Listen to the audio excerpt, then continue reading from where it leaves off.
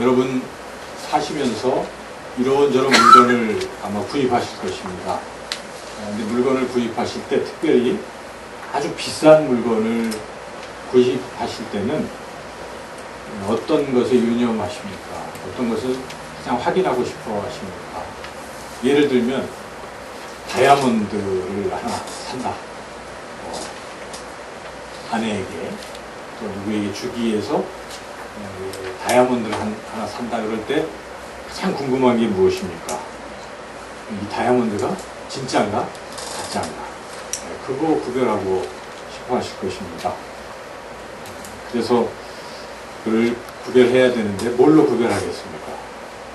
이 다이아몬드를 이제 보석 감정사가 감정하지 않습니까? 근데 그 사람이 정말 정직하고 진짜 실력이 있는 그런 사람이 그것을 감정하고 거기에다가 보증하고 하는 이런 보증서가 있다고 한다면 아주 좀 마음에 안심이 될 것입니다. 그와 같이 진짜와 가짜를 구별할 수 있는 어떤 증표, 그런 것을 우리가 표지라고 말할 수가 있습니다.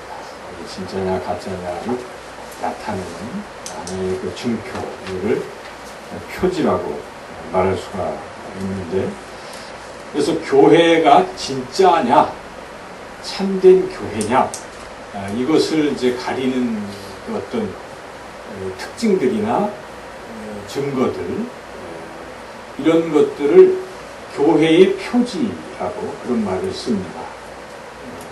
용어가 뭐 우리가 흔히 쓰는 말은 아닌데 지금까지 이제 그렇게 써왔습니다. 참된 교회의 표지. 그래서 아마 이제 교회를 이제 우리는 다 정하고 다니고 있지만 이사를 가시면, 멀리 이사를 가시면 또 교회를 새로 옮겨야 되잖아요. 그럴 경우에 어떤 교회로 나갈까 할 때 뭐 물론 이것저것 자기의 기준도 있지만 가장 이렇게 그래도 관심 있게 보는 것은 무엇이겠습니까? 이 교회가 이단인가 아닌가 이런 생각을 하겠죠. 그래서 흔히들 자기가 다니던 교단에 마크가 있나 이건 좀 보증되니까 이제 그렇게 해서 교회를 정하는 경우가 많습니다.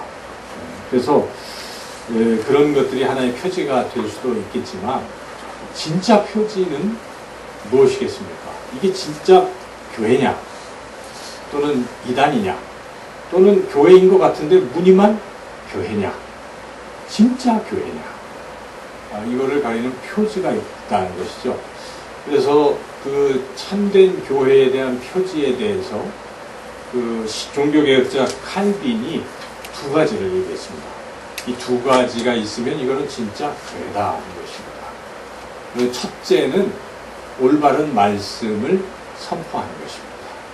그래서 교회가 성경대로 하나님의 말씀을 선포하고 가르치면 참된 교회로 볼 수 있는 것입니다. 그런데 성경과 좀 다르게 성경은 제쳐놓고 인간의 생각들을 가르친다든지 하면 그건 참된 교회라고 말할 수가 없습니다. 그래서 표지 하나만 딱 꼽아보라고 한다면 올바른 말씀 선포, 이것을 칼빈은 참된 교회의 표지로 말하고 있습니다.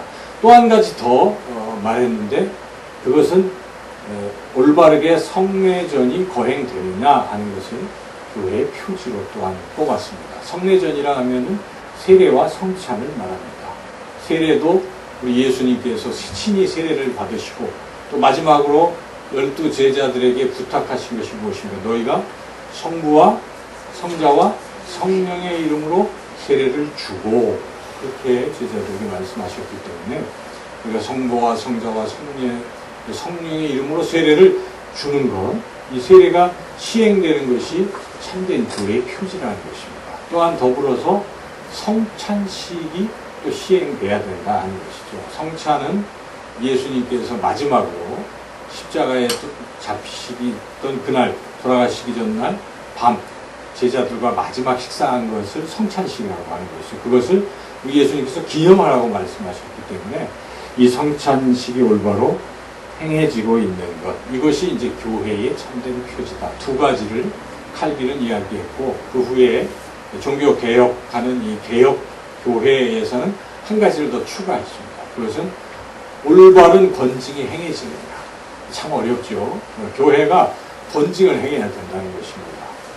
잘못한 것을 치리하는 게 교회의 표지다 이렇게 말씀을 했지만 오늘날 그걸 제대로 시행하는 교회가 참 드물죠. 여하튼 참된 교회의 표지가 그런 두 가지라 이렇게 이야기를 하고 있습니다. 참된 교회가 있듯이 또한 참된 교인도 있습니다.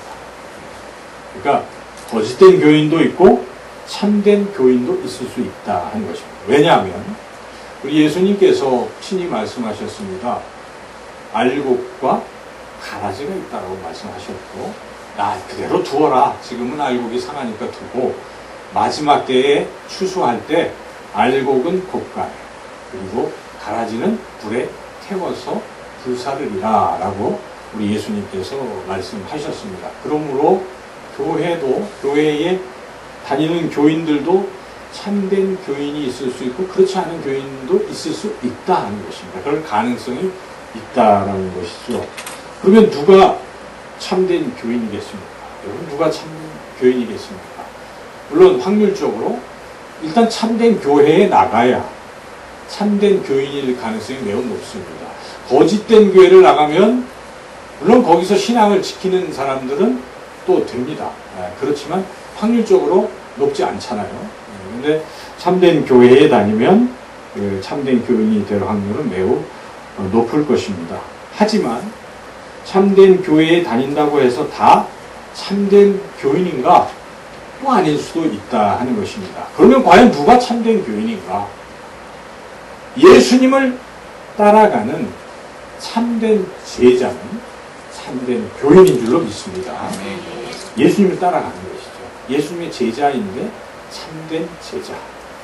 그래서 우리가 참된 제자가 돼야 되는데 참된 제자는 누구인가? 성경은 어떤 사람이 참된 제자라고 말하는가? 참된 제자의 특징이나 표시는 무엇인가? 우리는 예수님의 참된 제자의 표지들 가운데에 아주 중요한 6가지에 대해서 말씀을 나누고 있습니다. 지난주에 우리가 첫 번째 표지에 대해서 말씀을 들었습니다. 혹시 기억이 나십니까? 예수님의 참된 표지는 무엇입니까? 참된 제자의 표지는 무엇입니까? 기억이 안 나시면 요한복음 8장 31절 말씀 제가 한번 읽어보겠습니다. 그러므로 예수께서 자기를 믿은 유대인들에게 이르시되 너희가 내 말에 거하면 참으로 내 제자가 되고. 첫 번째 참된 표지가 무엇입니까? 내 말에 거하는 것. 그렇구나. 하나님의 말씀, 예수님의 말씀에 거하는 사람이 참된 제자구나. 우리가 이것을 깨달았습니다. 말씀에 거한다는 것 무엇입니까? 그것은 항상 말씀을 읽고 듣고 묵상하고 그것대로 순종하고 행하는 이런 것을 말합니다. 여러분 한 주간 말씀에 거하셨습니까? 확인해 볼까요? 우리 지난 한 주간 어떤 말씀을 우리가 묵상했습니까? 우리 교회는 역대하 18장에서 22장까지 말씀을 우리가 읽고 묵상하고 그 말씀대로 살려고 애를 썼을 것입니다. 여러분들이 새벽 예배를 들으셨거나 혹은 또 휴대폰이나 인터넷을 통해서 그 새벽 말씀을 들으신 분들은 아마 어떤 말씀들이 기억이 나실 것입니다. 이렇게 여러 가지가 기억이 나실 텐데 핵심은 무엇이었습니까? 그 내용이 이런 것 아니겠습니까? 여호사밧 왕에 대한 그 아들들에 대한 이야기입니다.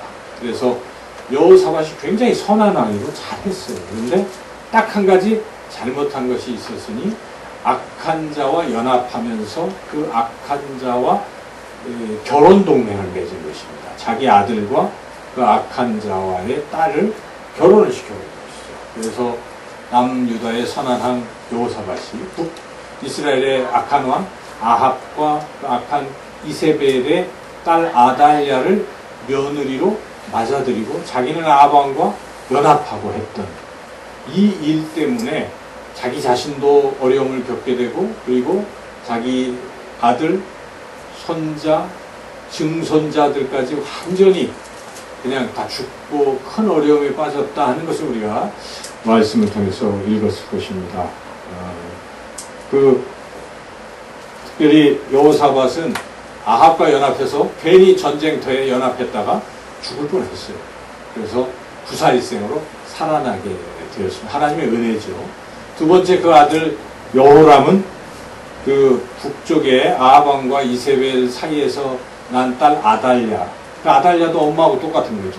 아주 이방 신을 섬기고 아주 악한 여자인데 그 여자와 결혼을 시켜놨더니 아달랴가, 멀쩡한 아달랴가 어떻게 됐습니까? 아달랴가 아니라 이 여호람이 그 아달랴의 영향을 받아가지고 악해진 것입니다. 그래서 하나님 버렸습니다. 하나님 버리고 이방신을 섬기게 되었고, 나중에는 그 아달랴의 그 어떤 이야기를 통해서 자기 동생들 다 죽여버렸어요. 왕권을 강화한다시고. 이러한 악행을 일삼다가 결국은 그 블레셋의 침공을 받아서 아들들이 죽고, 그리고 자기는 이제 창자가 어떻게 잘못되더니 그냥 2년 만에 비참한 최후를 맞이하게 됐다. 그런 것이죠. 근데 그걸로 끝난 게 아니었어요. 그러니까. 왜냐면 아달랴가 살아있었기 때문에. 이 아달랴가 이번에는 그 아들, 자기 아들 아하시아를 또 이제 살살 꿰는 거예요. 그래서 아들도 엄마, 이방신을 섬기는 엄마의 꿰임에 빠져서 아하시아가 어떻게 됐습니까? 아하시아도 괜히 또 북쪽 왕하고 요람 왕이랑 또 연합을 해서 전쟁터에 나갔다 죽어버렸어요. 그런 비참한 일이 생긴 것이죠. 요람이 그렇게 죽었어요. 그런데 죽고 나니까 이 아달랴가 뭘 합니까? 이제 그 자기 아들이 죽으니까 아들의 아들들, 손자들, 친손자들을 싹 죽여버렸어요. 그리고 자기가 여왕이 되는 거죠. 그러니까 지금 여호사밧이 선한 왕이었는데 딱 한 가지, 악한 자와 연합해서 결혼을 잘못시켜가지고 가문이 아주 쑥대밭이 됐다는 것을 우리는 지난 한 주간 말씀을 통해서 깨달았습니다. 잘 알았어요. 하나님의 뜻을 우리가 알았어요. 그러면 여러분들은 어떤 결단을 하셨습니까? 아마 청년들이 이 말씀을 깊이 묵상했다면, 그래, 나는 믿는 사람하고 결혼해야지 하는 그런 결심을 했을 것입니다. 또한 부모님들 입장에서 자녀들의 결혼만큼은 꼭 믿는 사람들과 시켜야 되겠다 하는 그런 간절한 생각을 갖게 되었을 것입니다. 이렇게 살아가는 걸 말하는 거예요. 이렇게 살아가는 삶이 말씀에 거하는 삶이라는 것입니다. 일주일 내내 하나님의 말씀은 덮어놓고 아무 상관없이 산다면 말씀에 거하는 삶이라 보기가 어렵다는 것입니다. 참된 제자는 이와 같이 하나님의 말씀을 날마다 가까이 하고 묵상하고 그 말씀대로 순종하고 실천하는 사람이 예수님의 참된 제자다. 그것이 하나의 표지다 하는 것이죠. 오늘 말씀은 두 번째 표지입니다. 두 번째 표지. 특별히 여러분 그 35절 말씀만 같이 한번 읽겠습니다. 시작. 너희가 서로 사랑하면 이로써 모든 사람이 너희가 내 제자인 줄 알리라. 제자의 표지가 무엇입니까? 서로 사랑합니다. 우리가 다른 건 몰라도 교회가 저기 있는 저 영상교회 성도들은 얼마나 뜨겁게 서로 사랑하는가. 그럼 어떻게 생각할까요? 거기 주님의 참된 제자들이다. 주님을 닮았다. 이렇게 인정받는 것이죠. 그래서 우리가 오늘 두 번째 참된 제자의 표지, 서로 사랑하라 하는 그런 말씀을 함께 은혜를 나누려고 합니다. 서로 사랑하는 게 그게 말처럼 쉬운 일이 아닙니다. 쉽지가 않습니다. 심지어 오늘 본문에 등장하는 예수님의 제자들, 이 말씀을 듣는 예수님의 제자들도 서로 사랑하는 게 어려웠다는 것입니다. 지금 예수님이 말씀하시는 이 때는 언제입니까? 성찬식이 끝났어요. 그렇죠? 그 앞에 유월절 식사를 지금 같이 하시고, 예수님 뭘 하십니까? 세족식도 하시고, 그리고 지금 이 말씀을 하시는 것이죠. 그러니까 지금 이 때는 굉장히 심각한 때입니다. 그렇지 않겠습니까? 예수님이 그날 밤 뭐 하십니까? 붙잡히셔서 그 다음날 십자가에 돌아가시는 날이기 때문에 굉장히 엄숙하고 심각한 날이죠. 그리고 예수님이 이미 성찬식을 하면서 뭐라고 말씀하셨어요? 이거는 너희를 위하여 주는 내 몸이요, 이것은 너희를 위하여 흘리는 나의 피라고 말씀하심으로써 예수님의 십자가 죽음을 제자들에게 암시적으로 그렇게 말씀을 해 주신 것이죠. 그래서 제자들이 예수님의 말씀을 진지하게 잘 듣기만 했다면 지금 어떤 생각을 해야 될까요? 예수님의 십자가에 죽으시며 우리가 같이 따라가고 또 어떻게 해야 될 것인가, 이런 결단들을 해야 될 것입니다. 그런데 제자들은 예수님의 말씀을 별로 귀담아 듣지 않고 그것을 깨닫지 못하고 있습니다. 그래서 제자들은 그냥 다른 상상을 하는 것입니다. 설마 예수님이 죽겠는가? 며칠 전만 해도 예루살렘에 왔을 때 막 사람들이 종려나무 가지를 들고 환호했지 않습니까? 곧 왕이 될 것만 같은 그런 생각을 했기 때문에 저거는 그냥 다른 얘기야, 예수님은 틀림없이 왕이 되실 거야, 이런 생각을 하고 있었어요. 그러면 이제 어떤 생각을 합니까? 왕이 된다면 그 다음에 나는 어떤 자리에 오를 것인가? 나는 국무총리가 내가 될 것인가? 저 베드로가 될 것인가? 뭐 이런 게 서로의 감투싸움이 일어나겠죠. 바로 그 감투싸움을 했다는 것입니다. 바로 그 엄숙한 순간에도 그 감투싸움을 하고 있었습니다. 그래서 여기에는 나와 있지 않지만 사복음서 중에 누가복음에 그 사건, 그것이 기록되어 있습니다. 제가 읽겠습니다. 누가복음 22장 24절 말씀입니다. 또 그들 사이에 그중 누가 크냐 하는 다툼이 난지라. 세족실 마친 후에 누가복음에는 제자들이 이 짓을 하고 있었다라고 기록하고 있다는 사실이에요. 자, 우리가 무엇을 깨닫습니까? 제자들은 그때도 뭘 하고 있어요? 서로 싸우는 것입니다. 감투 싸움을 하고 있었다는 것입니다. 우리 주님이 그것을 들으셨고 보셨잖아요. 그래서 지금 요한복음에는 그 이후에 이 말씀을 하시고, 오늘 본문 말씀을 하시는 것입니다. 뭐라고 말씀하십니까? 서로 사랑하라. 서로 싸우지 말고 사랑하라. 그래야 제자다. 나만 그냥 따라다닌다고 제자가 아니다. 너희들끼리 서로 진심으로 사랑해야 제자다라고 우리 주님께서 말씀을 하십니다. 오늘날 우리 한국 교회의 모습이 어떻습니까? 어떤 교회에서는 누가 장로가 될까? 누가 권사가 될까? 누가 안수 집사가 될까? 그것 때문에 교회가 시끄러워지고 분란이 일어나는 경우도 없지 않습니다. 어떤 교회에서는 누가 힘이 셀까? 서로 힘겨루기를 하는 거예요. 교회에서 목사가 힘이 셀까? 장로가 힘이 셀까? 또 우리 남성교회가 힘이 셀까? 여성교회가 힘이 셀까? 힘자랑, 힘겨루기를 하는 그러한 교회도 있다 하는 것입니다. 어떤 교회에서는 성도들끼리 서로 사랑해야 될 성도들끼리 서로 시기하고 미워하고 다투고 또 흉보고 욕하고 하는 그런 경우도 없지 않다 하는 것입니다.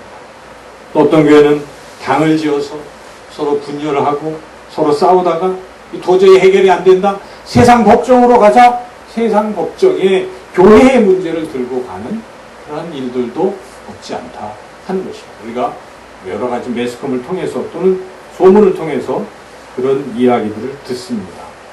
이러한 한국 교회를 향해서, 그리고 당시에 싸우던 제자들을 향해서 주시는 말씀이 바로 오늘 말씀이라는 것입니다. 너희들이 정말 참된 제자라면 서로 싸우지 말라. 서로 사랑하라고 그렇게 예수님께서 말씀하십니다. 우리가 서로 사랑하시기를 주님의 이름으로 축원합니다. 그래서 어느 정도까지 사랑해야 할까요? 예, 그렇죠. 내 몸같이. 근데 그거는 수준이 조금은 낮다고 볼 수 있어요. 그렇죠? 내 이웃을 내 몸과 같이 사랑하라. 구약에 되어 있습니다. 여러분 레위기를 보시면 나와요. 구약에. 그렇게 있어요. 예수님도 구약의 율법을 총칭해서 말씀하실 때도 이 하나님을 사랑하고 이웃을 사랑하는 것이라고 요약해서 말씀하십니다. 그런데 오늘 우리 주님께서 말씀하시는 수준은 그것보다 높다는 것입니다. 그래서 예수님은 그 계명이 아니라 무슨 계명으로 말씀하십니까? 내가 너희에게 새 계명을 준다라고 말씀하십니다. 이 수준이 다르다 하는 것을 제자들에게 분명히 말씀하고 있는 것입니다. 그 수준이 어느 정도일까요? 우리가 34절 말씀 천천히 같이 한번 읽어보겠습니다. 새 계명을 너희에게 주노니 서로 사랑하라. 내가 너희를 사랑한 것 같이 너희도 서로 사랑하라. 수준이 무엇입니까? 예수님이 사랑하시는 것, 그 수준입니다. 이거는 굉장히 높은 수준입니다. 그죠? 우리가 우리 몸 사랑하는 정도로 사랑하라? 그것도 굉장히 높겠죠. 그런데 우리 예수님께서 새 계명으로 말씀하시는 수준은 내가 너희들 사랑하는 만큼 너희도 그만큼 서로 사랑하라고 그렇게 말씀하십니다. 예수님의 사랑의 수준이 어느 정도입니까? 여러분 예수님의 사랑을 늘 느끼고 또 살아가고 계신데 예수님의 사랑이 어떤 사랑이라고 여러분 알고 그렇게 느끼고 믿고 있습니까? 첫째로 예수님의 사랑은 섬기는 사랑이라 하는 것입니다. 섬기는 사랑. 사랑에 섬김이 빠지면 온전한 사랑이라 말할 수가 없습니다. 오늘 우리 예수님께서 서로 사랑하라 이렇게 말씀하시기 전에 예수님의 사랑의 모습을 몸소 행동으로 보여주셨습니다. 본보기로 보여주셨습니다. 그것이 무엇입니까? 그 앞에 13장에 13절, 14절쯤 가면 예수님이 본을 보여주시는 것이 나오는데요. 우리 13절, 14절, 15절 같이 한번 읽어보겠습니다.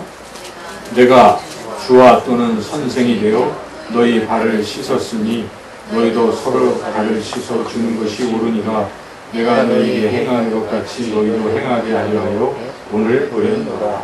예수님께서는 바로 섬김을 보여주신 것입니다. 섬김의 사랑을 보여주시고 예수님은 선생님입니다. 당시에 선생님이 제자들에게 무릎 꿇는 일이 어디 있겠습니까? 그렇죠?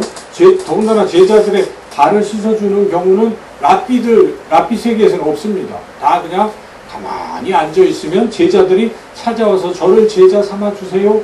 이렇게 그래야 하고 골라서 제자 삼던 그러한 세계입니다. 그런데 예수님 어떻게 하셨습니까? 직접 찾아가셔서 나를 따라와라 하고 직접 제자까지 데리고 오셨고 그리고 지금 그 제자들의 발을 씻어주고 계시잖아요. 여러분 그 모습을 상상할 수 있지 않겠습니까? 예수님께서 허리에 수건을 동이시고 무릎을 꿇으시고 대야를 가져다가 그 제자들의 발에 놓고 무릎 꿇고 제자들의 발을 씻어 주신 것입니다. 이것은 진정한 섬김의 모범입니다. 예수님이 이렇게 자기를 어떻게 하셨습니까? 낮추신 것입니다. 그리고 또 자기의 것들을 희생하신 것이죠. 마가복음에서 예수님이 뭐라고 말씀합니까? 인자가 온 것은 섬김을 받으려 함이 아니라 도리어 섬기려 하여 많은 사람을 위하여 자기 몸을 대속물로 주려 합니다. 예수님은 십자가에서 자기 생명을 주심으로써 섬기셨다는 것입니다. 섬김이라는 게 무엇입니까? 자세를 낮추는 것이고 자기를 희생하는 것입니다. 자기 것을 아낌없이 주는 것, 이것을 우리가 섬김이라고 말하는 것인데 우리 예수님께서 지금 제자들에게 서로 사랑하라 요구하시는 그 사랑의 수준은 그러한 섬기는 사랑을 행하라고 말씀하시는 것입니다. 우리가 진정으로 예수님의 참된 제자가 되기를 원한다면 주님께서 우리를 이렇게 섬기신 그 생명을 아낌없이 우리에게 주신 그 귀한 사랑을 생각하고 우리도 서로 자신을 낮추고 또 자기의 것을 아낌없이 상대방에게 주며 섬기시는 여러분들이 되시기를 주님의 이름으로 축원합니다. 아멘. 둘째로 예수님의 사랑은 어떤 사랑입니까? 원수도 사랑하는 사랑이라 하는 것입니다. 예수님께서 이 새 계명을 지금 말씀하시는 것은 옛 계명과 지금 비교해서 말씀하시는 거 아니겠어요? 예수님은 지금 어떤 옛 계명을 생각하고 계실까요? 이런 옛 계명을 생각하신 것입니다. 마태복음 5장에 보면 산상수훈이 나오는데 거기 5장 부분에는 옛 계명과 새 계명을 예수님이 막 비교하시면서 쭉 설명하십니다. 옛 계명은 살인하지 말라요. 그런데 너희가 사람들에게 라가라 욕하는 자도 살인한 자. 이게 새 계명인 것이죠. 예수님은 계명을 폐하시는 분이 아닙니다. 계명을 완성하시는 분이시기 때문에 수준이 어떻게 되겠습니까? 무지하게 높아진다는 것입니다. 지금 그래서 사랑의 수준도 그런 수준이 아니라고 예수님께서 지금 말씀하시는 것입니다. 그래서 마태복음 5장 43절, 44절에 두 계명을 비교합니다. 제가 읽어보겠습니다. 들어보십시오. 또 내 이웃을 사랑하고 내 원수를 미워하라 하였다는 것을 너희가 들었으나 나는 너희에게 이르노니 너희 원수를 사랑하며 너희를 박해하는 자를 위하여 기도하라. 여기서 옛 계명은 무엇입니까? 이웃 사랑하라는 것입니다. 그런데 원수는 미워해도 된다라는 것이 옛 계명이죠. 그것은 출애굽기 21장 23절에서 25절에 보면 잘 알 수가 있는데 이렇게 나옵니다. 그러나 다른 해가 있으면 갚되 생명은 생명으로 눈은 눈으로 이로 손은 손으로 발은 발로 된 것은 된 것으로 상하게 한 것은 상함으로 때린 것은 때림으로 갚을지니라. 당시의 출애굽 상황에서 백성들 간에 문제가 있을 때 누구를 치면 같이 쳐서 이렇게 하도록 했다는 것이죠. 사실은 그 옛 계명이에요. 그래야 질서가 유지되기 때문에 오늘날도 그런 것이죠. 누가 하면 거기에 또 보험들을 하잖아요. 그런 것인데 예수님이 그렇게 옛 계명이 있지만 그게 아니라는 것입니다. 내가 주는 새 계명은 무엇입니까? 손해보고 오리를 가자 하면 심리를 가고 속옷을 달라고 하면 겉옷을 주고 그것이라는 것이죠. 주님이 말씀하시는 계명은 완성된 그런 차원 높은 것입니다. 그래서 예수님은 원수도 사랑하라 그렇게 그런 사랑을 하라고 틀림없이 말씀하신 것입니다. 우리가 나를 사랑하는 사람을 사랑하는 것이 쉽죠. 여러분 그렇지 않습니까? 나를 사랑해주면요 사랑합니다. 남녀간에도 사랑해주니까 사랑하는 거예요. 사랑이 싹트고 그러는 것이지 짝사랑하는 거 오래 못 가잖아요. 한쪽에서 일방적으로 하다 보면 하다가 또 지치는 거예요. 그렇지만 서로 사랑하다 보면 오래 갑니다. 그것은 누구나 할 수 있는 것이죠. 그래서 우리 예수님 말씀하십니다. 너희가 너희를 사랑하는 자를 사랑하면 무슨 상이 있으리요? 세리도 이와 같이 이같이 아니하느냐라고 말씀. 누구나 다 그렇게 할 수 있다는 거죠.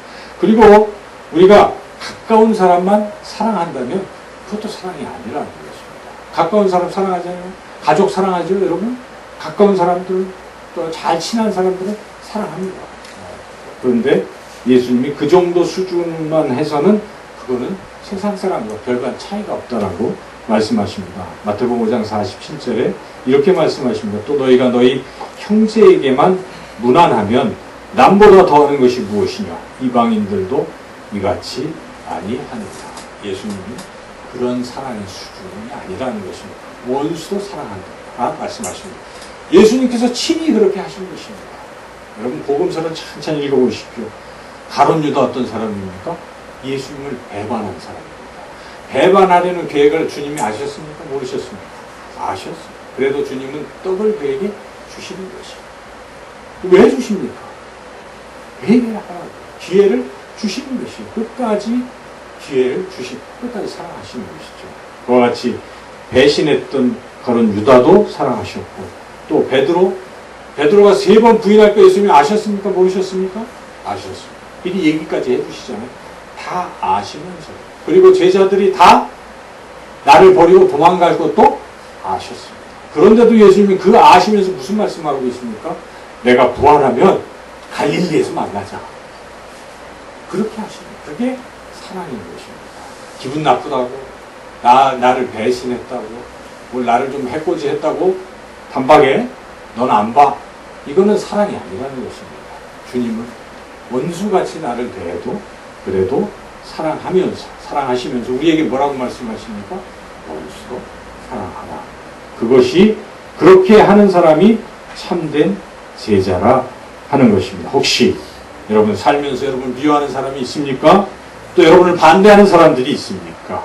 그 사람도 사랑하시기를 그래서 주님의 참된 제자가 되시기를 주님의 이름으로 축원합니다. 예수님의 사랑은 세 번째 어떤 특징이 있습니까? 끝까지 사랑한다는 것입니다. 한번 사랑하면 끝까지 사랑하시는 것입니다. 오늘 우리가 읽었던 이 13장의 1절이 그렇게 시작하고 있어요. 예수님의 사랑을 뭐라고 어떻게 표현하십니까? 1절 같이 한번 읽어보겠습니다. 6월절 전에 예수께서 자기가 세상을 떠나 아버지께로 돌아가실 때가 이른 줄 아시고 세상에 있는 자기 사람들을 사랑하시되 끝까지 사랑하십니다. 예, 제자들의 배반을 지금 알고 있는 거죠. 그래도 어떻게 하십니까? 예수는 끝까지 사랑하는 것입니다. 우리 인간들의 사랑은 그죠? 50년을 같이 살고도 마지막에 뭐합니까? 이혼, 황혼 이혼하는 게 인간 사랑입니다. 그렇죠? 그렇게 중마고 절친한 친구도 어떤 일로 인해서 원수처럼 대하는 게 인간 세상인 것이죠. 그렇게 사람이 끝까지 사랑한다는 게 쉽지가 않지만 주님이 서로 사랑하라고 할 때의 수준이 무엇입니까? 한번 사랑하면 끝까지 사랑하라, 그렇게 말씀하시는 것입니다. 예수님은 아까도 말씀드렸지만은 제자들 배신하는 거 다 알아도 나중에 부활하셔서 베드로를 다시 만나셔서 뭐라고 말씀하십니까? 네가 나를 사랑하느냐? 내가 나를 사랑하느냐? 3번이나 물으시면서 그의 그 아픈 상처들을 치료하시고, 그리고 내 양을 먹이라, 내 양을 치라, 다시 사명을 주시면서 다시 제자로 부르고 계신 것입니다. 다시 부르신 것이죠. 고기 잡고 업으로, 자기 생업으로 나갔던 사람을 다시 불러서 주님은 끝까지 3번 삼은 제자를 끝까지 삼으신다는 것입니다. 그것이 주님의 사랑이라 하는 것입니다. 우리가 바로 그러한 주님이 원하시는 그런 사랑을 하는 그런 주님의 참된 제자들이 다 되시기를 축원합니다. 이러한 사랑이라는 것은 정말 어렵잖아요, 여러분. 원수 사랑하라고 할 수 있겠습니까? 어렵습니다. 참 어려워요. 어떻게 하면 주님이 요구하시는 이런 사랑의 수준까지 우리가 사랑할 수 있을까요? 저는 첫 번째는 주님의 사랑을 깊이 생각하면 됩니다. 그렇죠? 우리는 더 큰 원수 아니겠어요? 그렇죠? 하나님과 원수되었던 우리입니다. 우리는 죄로 말미암아 마땅히 죽을 존재인데 하나님 우리를 불쌍히 여겨주셔서 예수님께서 우리를 위해서 우리 죄를 다 대신 짊어지시고 십자가에서 죽으셨어요. 그래서 우리 죄가 사함받고 우리가 영생을 얻게 된 것이, 우리가 살게 된 것입니다. 우리가 잘해서 그렇게 된 것이 결코 아닙니다. 오직 주님이 우리를 불쌍히 여기시고 사랑하셨기 때문에 그렇습니다. 여러분, 인생에서도 누군가 내가 아주 잘못했는데도 나를 사랑하면 어떻습니까? 그분을 위해서 뭐 하려고 하잖아요. 잔발장 그렇죠? 거기에 그가 신부님이 어떻게 했습니까? 훔치지 않았다고 하니까 그가 새 사람이 됐잖아요. 세상에서도 사람들이 자신을 그렇게 대해주면 감동, 감화하는데 우리가 어째서 예수님이 우리를 사랑하신 그 사랑을 우리가 받고도 아무런 감흥이 없겠습니까? 그런 주님의 사랑을 깊이 깨달으시면 깨달을수록 우리는 원수도 사랑할 수가 있어요. 주님이 그렇게 사랑해 주셨기 때문에.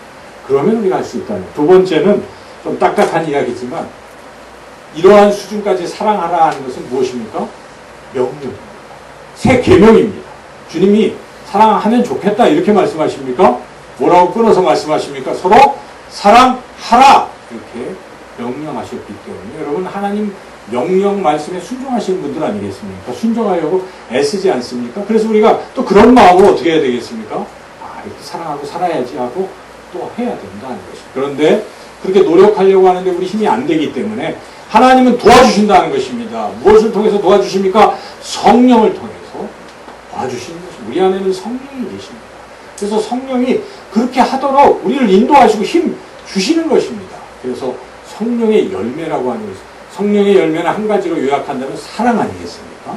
이 사랑의 열매를 어떻게 맺습니까? 나의 열매가 아니지 않습니까? 성령의 열매입니다. 성령님께서 우리 안에 거하시며 우리를 인도하시기 때문에 우리가 성령이 인도하시는 대로 우리는 따라 행하면 성령의 열매를 맺는 것입니다. 이와 같이 여러분, 우리 모두는 주님의 참된 제자의 길을 걸어가는 사람입니다. 참된 제자는 서로 사랑하는 사람이라고 예수님이 말씀하셨습니다. 그 사랑은 단순한 사랑이 아닙니다.